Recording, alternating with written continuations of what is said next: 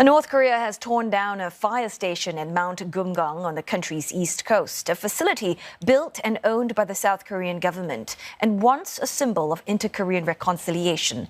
South Korea says the station's dismantling was unilateral and cannot be justified. Inter-Korean relations plunged to a new low after North Korean leader Kim Jong-un announced the end of reunification efforts in January, while tensions run high on the military front. South Korea staged joint defense drills for its western border islands this week, citing security threats against North Korea. At the same time, the top nuclear envoys of South Korea, Japan and the US held talks in Seoul, strengthening what local media called their resolve against the North's grave security threats and cooperation with Russia. North Korea has launched several missile tests this year, as recently as late April, when Pyongyang simulated a nuclear counterattack. Now, nuclear tests are far less common, although the nation's program can be traced back to the 1950s. CNA's Lim Yeon-suk has this detailed timeline. In October 2006, North Korea detonated its first ever nuclear device days after announcing its intention to do so. The test took place at the Punggye-ri nuclear test facility close to the Chinese border, and it caused a 4.2 magnitude quake. That test, though, was considered by experts to have been a fizzle with a low explosive yield of 1 kiloton. That's 10 to 20 times smaller than similar tests conducted by other nuclear states. Less than 3 years later, in 2009, North Korea conducted its second nuclear test, this time from underground. Its blast was felt more than 200 kilometers away in the Chinese city Yanji. This was the country's last nuclear test during Kim Jong-il's lifetime. Its third test took place in 2013, in defiance of international bans, less than 2 years after Kim Jong-un succeeded his father. The nuclear blast yield was at least 6 kilotons, far larger than the previous two. In 2016, Pyongyang announced a breakthrough in its nuclear program. It tested its first hydrogen bomb. Such a weapon could be significantly more destructive than those based on nuclear fission. And just 8 months later, the country launched what it called a higher-level nuclear warhead. That explosion triggered a 5.3 magnitude tremor, the strongest so far. It drew immediate condemnation from North Korea's neighbors and Washington. The following year, Pyongyang said it tested another hydrogen bomb, and this time it caused an even greater tremor, measuring at least 6.3 magnitude. Pyongyang said at the time that the H-bomb warhead could be loaded onto a long-range missile.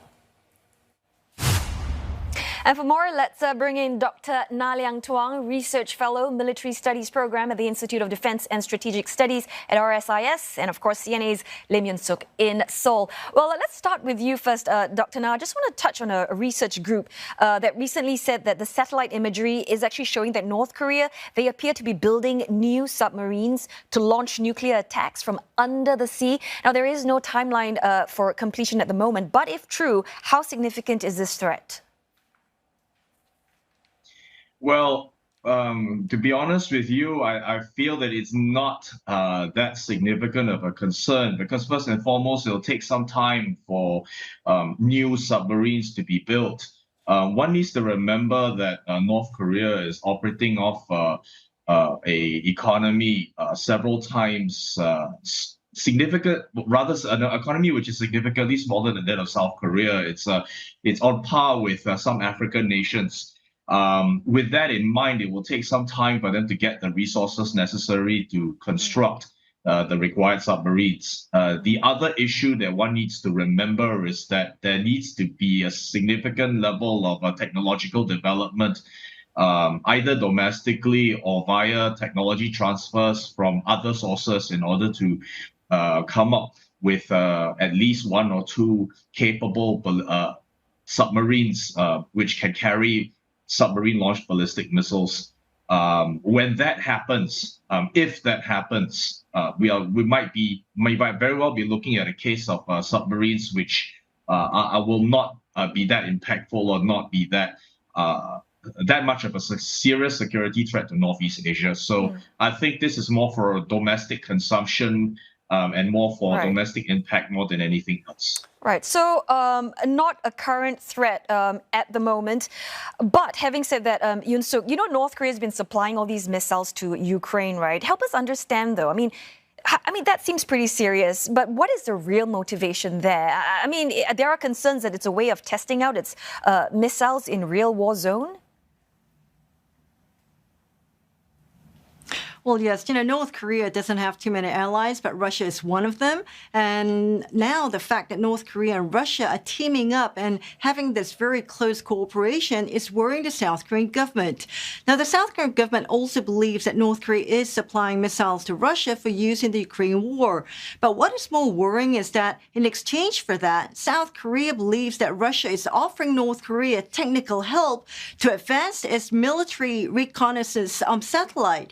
Now, the spy agency here has said that it believes North Korea's third attempt to put its spy satellite into orbit was successful because of help from Russia, though that's not surprising because we've heard Russia say that it's willing to help North Korea with its satellites. Also, there are concerns that by helping Russia, North Korea is, in a way, testing its missile capabilities in a real situation. Now, experts saying North Korea is learning more about its weapon systems, their capabilities, because they're being able to actually see them in action with Russia using them on the battlefield. Now, North Korea is one of the world's largest conventional military forces, and so combined with its missile and nuclear tests, many see that as a grave concern, not just here in South Korea, but also around the world.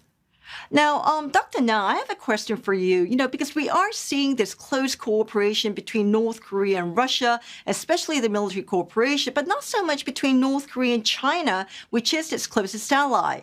Now, say, for example, if the relationship between Washington and Beijing is further strained, do you see China sort of like coming into the picture, especially since South Korea, the United States, and Japan are very, strengthening their security alliance in this region?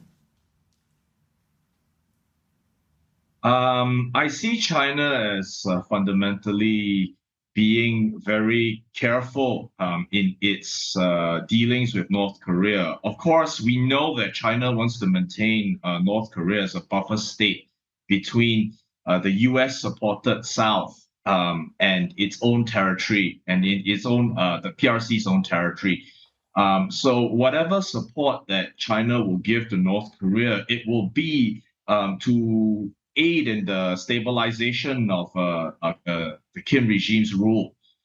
So if China provides any support, it will in all probability be to supply North Korea with more fuel aid, food aid, and the essential requirements to keep a government functioning.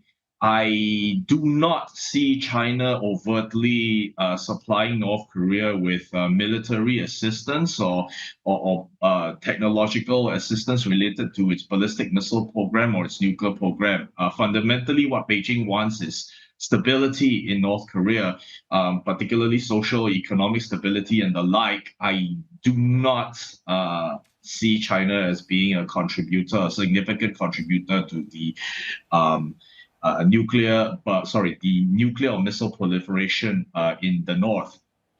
It's not to China's interest to make the situation worse than it currently is. To be honest with you, if Kim Jong-un, if Supreme Leader Kim Jong-un were to agree to not worsen the situation with any further missile tests or God forbid nuclear tests, I have a feeling that that Xi Jinping will be the happiest, will be extremely happy with that particular outcome. So, Yoon Suk, we see, this escalation from Kim Jong-un, and especially saying that the time is over for peaceful reunification with South Korea. Are these basically signs pointing to a more confident Kim Jong-un? Oh, definitely. I mean, there are experts who say that Kim Jong-un has full control in North Korea. He's very confident now, right now. Now, when the Hanoi talks, broke down in 2019, many experts were saying that Kim Jong-un realized that South Korea had no power, couldn't help Pyongyang. And so it was simply what North Korea was saying all along, a puppet of the United States. And so all contact with South Korea were halted too. And together with declaring that it would not pursue reunification, North Korea also classified South Korea as its permanent enemy. Now, experts don't believe that means that North Korea is going to attack South Korea anytime soon, but it does justify North Korea's buildup of its nuclear and weapons program. Now, I recently spoke to Jenny Town, who's the director of the 38th North, and I asked her, how serious we should take this threat from North Korea. And let's listen to what she had to say.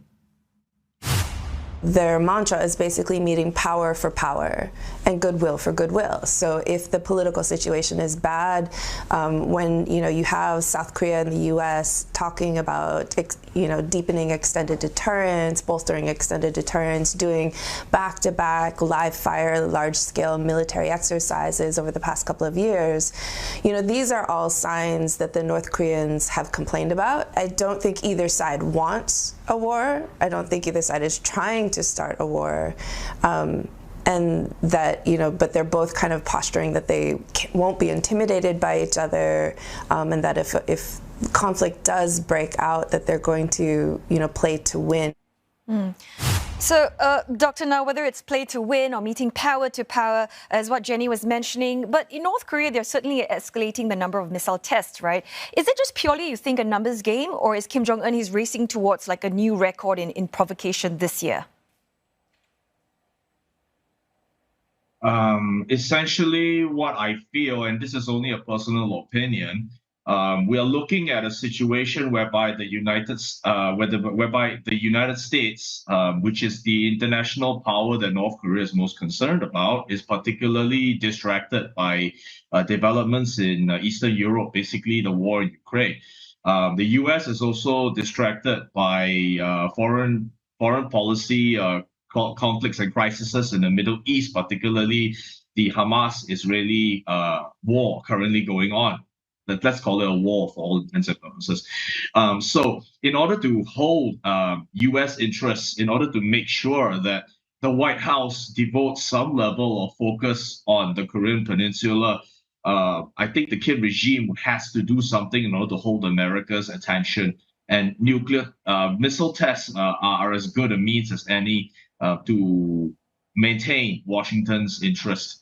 So it's not a matter of trying to go for a new record. I believe it's a matter of trying to hold the interests of the Biden administration. Above all, President Biden is also campaigning for re-election this year. And a lot of, I believe that the Kim government or the Kim regime knows that when there's an election going on in the United States, the interest or the focus of the president or the current incumbent president would be divided. Hence, it would be in his interest to remind the United States that here, I'm still here. You need to pay attention to me, and that you can't exactly forget about me or shut me to one side. Yoon Suk, so help us understand this, right? How is it that North Korea is able to advance and develop its missile and nuclear programs despite all of the UN sanctions imposed on them? That's the exact questions that many South Koreans here have. And I've been asking a lot of experts here, and with some saying that the UN sanctions might not have stopped North Korea's ambitions, but they have definitely slowed them down. But there are also some experts who say that the UN sanctions have not worked. And so it's important for the international community to find other means to put a stop to North Korea. Now, here in South Korea, lots of South Koreans believe that the UN is unable to do its job properly in stopping North Korea's weapons development program, as long as you have Russia and China on board. Because many times South Koreans have seen how Russia and China have sided with North Korea. And look at what's happening between Russia and North Korea now. A permanent member of the UN, Russia, helping North Korea and also doing business with North Korea. And that's why many here believe that, North Korea has been allowed to pursue its nuclear and weapons program. And as long as China and Russia are on board, that will continue to do so. I'm afraid that's all the time we have. We'll have to leave the discussion as is. Thanks so very much, Dr. Na Liang Tuang from RSIS, and of course CNA's Lim Yoon Suk in Seoul.